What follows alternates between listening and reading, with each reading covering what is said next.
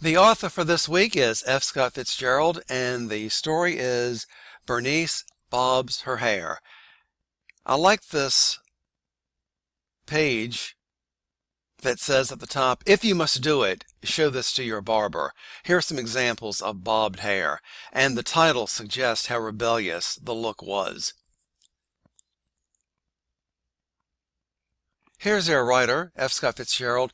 This is probably the most well-known writer. If I'd asked you at the beginning of the semester, what writers are you familiar with that we're going to read, this is probably one you would be familiar with because of his most famous book, The Great Gatsby. Maybe you've seen the movie with Leonardo DiCaprio, which came out several years ago. It's a pretty good version. And then there's an earlier version back in the early 80s with Mia Farrow and Robert Redford. But my preference is for the Robert Redford and the Mia Farrow version. The Leonardo DiCaprio version is a little bit over the top. But here we have F. Scott Fitzgerald. I also asked you to listen to the video, The Century, America's Time, 1920-1929. Interestingly, I don't know whether some of you even watched it because you never mentioned it in your discussion. But nevertheless, you're supposed to watch that. It's an excellent little documentary about the 1920s. Here are some of the characteristics that Peter Jennings mentions. It was a time of liquor prohibition, which gave rise to speakeasies. Lines were crossed and boundaries were shattered. The documentary calls it the birth scream of the modern era. Mass media grew, especially the radio.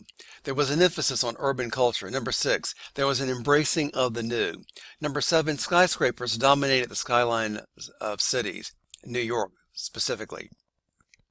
People were moving to the city. Fantasies and desires were fueled by advertising. The streets of Wall Street seemed to be paved with gold. There was a dramatic increase in the number of millionaires.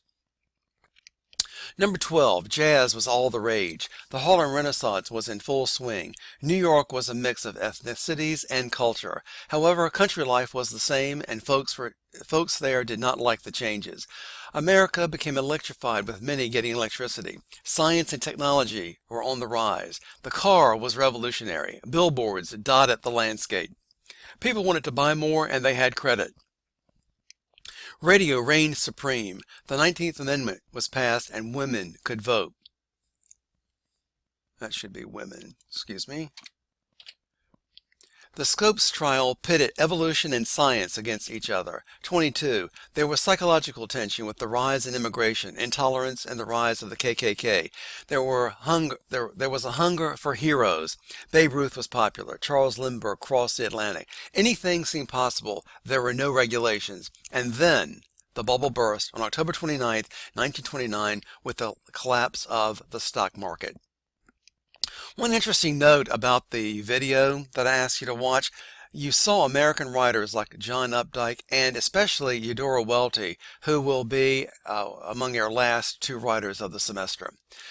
A few words about Bernice Bobs Her Hair. The story displays all the characteristics perfectly. It's interesting, the story takes place in the city, it opens in a country club, and we have not had this kind of setting in any story or poem this semester. For example, if you go back and look at the first column, I like the emphasis that the narrator places on theater, drama, because what that tells us is that we are about to see a theatrics. It's all artifice. It's all superficiality. The story deals with dancing, fashion, manners, and hairstyles. The most important concern of the characters is how many men cut in during a dance. Number 4, the conflict rises between Marjorie Harvey and her cousin Bernice. Marjorie is popular, Bernice is not. Marjorie offers to make over Bernice when Bernice threatens to cut her stay short. However, it is a setup because Bernice is basically taunted into getting her hair cut into a bob, which she does not want to do. Notice she compares it to an execution.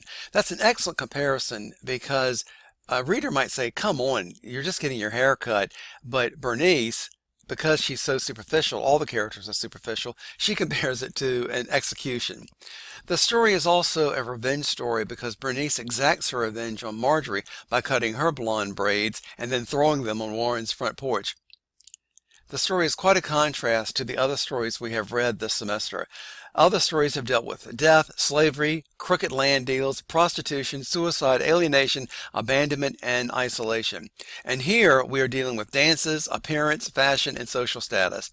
Fitzgerald is commenting on the superficiality of the 20s, where the length of a dress and the shortness of a woman's hair could cause an outrage. Everything about the story is about the 20s. It could not be set at another time. It's an excellent story, and it perfectly captures the 20s.